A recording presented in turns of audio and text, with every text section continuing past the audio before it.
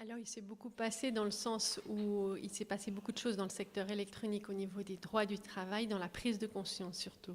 C'est-à-dire qu'en 2007, les gens ne savaient pas que leurs ordinateurs étaient fabriqués dans des usines en Chine, dans des conditions qui ne respectent pas les droits du travail.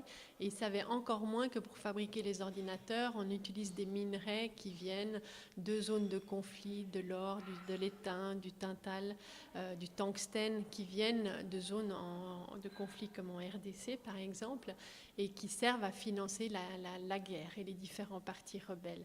Donc en termes de connaissance d'information publique, les choses ont beaucoup évolué.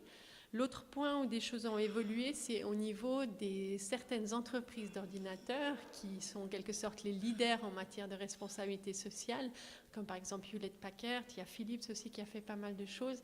Ces entreprises ont commencé par rapport aux fabriques en Chine à accepter qu'on fasse des formations des ouvriers à leurs droits pour qu'ils connaissent les codes de conduite que leur firme a adoptés, qu'ils connaissent les droits du travail, qu'ils puissent s'organiser en commission du personnel.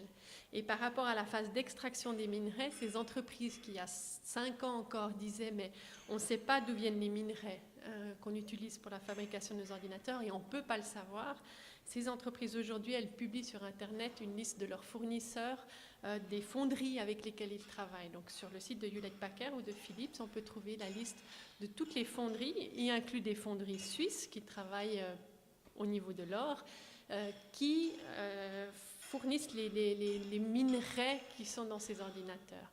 Donc là, il y a quand même des progrès importants qui sont réalisés. Maintenant, dans les usines et dans les mines, les abus des droits humains restent extrêmement répandus et il y a encore énormément à faire.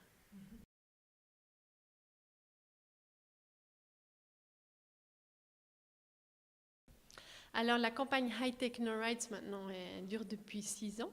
Et il y a vraiment eu la volonté de faire toujours un travail d'information, des recherches publiées avec des partenaires en Chine pour les usines, avec des partenaires au Congo ou d'ailleurs. Donc, il y a vraiment une mission d'information du grand public, des consommateurs, des politiciens, des gens de l'administration. Et après, Paimpol Prochain veut toujours aussi travailler sur des propositions de solutions. Dans le secteur des usines, on avait travaillé de 2007 à 2009 avec des partenaires chinois pour faire une formation des ouvriers à leurs droits. C'était la première formation qui a eu lieu en Chine dans le secteur électronique avec des ONG indépendantes, donc quelque chose de très progressiste réalisé avec Hewlett-Packard. Dans le domaine extractif, on pense que la solution, elle passe pas seulement par des entreprises qui s'engagent, mais par une régulation de l'État.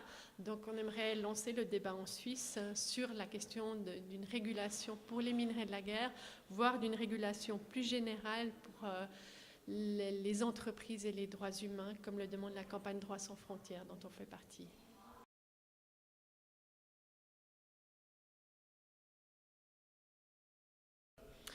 Alors, au niveau de la politique suisse, on demande qu'il y ait une obligation de transparence de ces firmes. Donc, on demande que le politique oblige les entreprises à adopter des mesures de diligence, de précaution pour éviter de violer les droits humains.